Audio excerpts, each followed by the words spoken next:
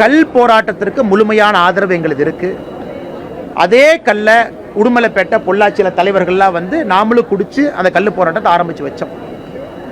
இன்னைக்கு ஒரு தடையை உடைத்து ஒரு போராட்டம் செய்வது எனக்கு அதில் உடன்பாடு இல்லைங்கண்ணா. தடையை நீக்கிறோம் நாங்கள் சொல்றோம். ஏன்னா நாளைக்கு அண்ணன் சீமான் அவர்களாக இருக்கட்டும், யாராக இருந்தாலும் மக்கள் பிரதிநிதிகளாக அரசு இயந்திரத்தில் வந்து உட்காரும் பொழுது அவங்க கையெழுத்து போட்டு டெசிஷன் எடுக்கணும். நாளைக்கு டெசிஷன் எடுக்கக்கூடிய இடத்துக்கு அவங்க எல்லாம் ஒரு காலத்தில் வர போறாங்க. அப்படி இருக்கும் பொழுது இல்லை நாங்கள் காவல்துறையை தாண்டி மரத்து மேலே ஏறி நாங்கள் கல்லை இறக்கி கொண்டு வந்து குடிக்கணும் அப்படிங்கிறதுல எனக்கு தனிப்பட்ட முறையில் உடன்பாடு இல்லை. அது இன்னைக்கு ஒரு விவசாய பெருமக்கள் செய்யறதுக்கு முழு உரிமை இருக்கு. மரம் வச்சிருக்கிறாங்க, பண்றாங்க. ஒரு அரசியல் தலைவர்களாக நாம் அதை செய்யும் பொழுது மக்கள் நம்மளை பார்க்கறாங்க. நாளைக்கு உங்க கையில நாங்கள் ஆட்சி அதிகாரம் கொடுக்கும் பொழுது அந்த ஆட்சி அதிகாரத்தை எப்படி பயன்படுத்த போறீங்க? சில இடத்துல காமா இருக்க வேண்டிய சூழ்நிலை இருக்கு. ஆனால் நாம் முழு ஆதரவு கொடுக்கிறோம். அதுக்கு ஜி.கே. நாகராஜனோ நீங்களோ போய் ஒரு மரத்து மேலே ஏறி பானை உடைச்சு காவல்துறையிட்ட சண்டை போட்டு நீங்க ரோட்ல கல்ல குடிப்பீங்களான்னு கேட்டீங்கன்னா நாங்கள் அதை செய்ய போவது இல்லை. சட்டப்படி தடையை தகர்த்து விட்டு களத்துக்கு வர்றோம். ஏன்னா அதுதான் ஒரு அரசியல் கட்சிக்கான அழகு. அதே நேரத்தில் அது சீமான் அண்ணன் ஸ்டைல். நான் சொல்றதுனால சீமான் அவர்கள் நான் கிரிட்டிசைஸ் பண்றேன்னு கிடையாது. அது அவர் ஸ்டைல். முதல்ல இருந்து அவருடைய அரசியல் அந்த ஸ்டைலில் பண்ணணும்னு விரும்புறாங்க. பாரதிய ஜனதா கட்சி ஒரு பொறுப்பான கட்சி, மத்திய ஆட்சியில் இருக்கும்.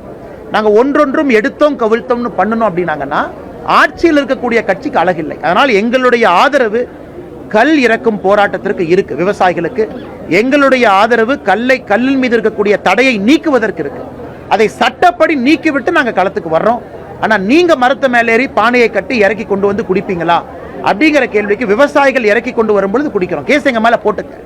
காட்சிப்படி நாங்க அதை செய்யும் பொழுது வேறு தரப்பட்ட மக்களும் நாளைக்கு உங்க கையில நாங்க சட்டம் ஒழுங்கு கொடுக்கும் பொழுது அதை சரியா பயன்படுத்துவீங்களா அப்படிங்கிற டவுட் அவங்களுக்கு வரக்கூடாது அப்படிங்கறக்காகத்தான் இந்த விஷயத்தை பொறுத்தவரை எனக்கு சின்ன ஒரு மாற்று கருத்து இருக்கு.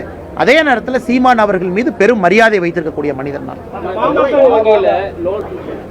நாங்கள் சொல்றோம் இன்னைக்கு நாடாளுமன்றத்தில் மக்கள் தொகை அடிப்படையில் எம்பிக்களுடைய எண்ணிக்கை நிர்ணயம் செய்ய போவது கிடையாது அப்படின்னு நான் சொல்லிங்கன்னா உள்துறை அமைச்சர் சொன்னது சொல்றேன். அதனால் ஒருத்தருக்கு எத்தனை குழந்தைகள் இருக்கிறாங்க அப்படின்னு கணக்கு கிடையாது. அதனால் இந்த முறை நடக்க போவது இந்தியாவில் இருக்கக்கூடிய புதிய மக்கள் தொகை கணக்கெடுப்பு வந்த பிறகு அதை வைத்து எம்பிக்களை தீர்மானிக்க போவது கிடையாது.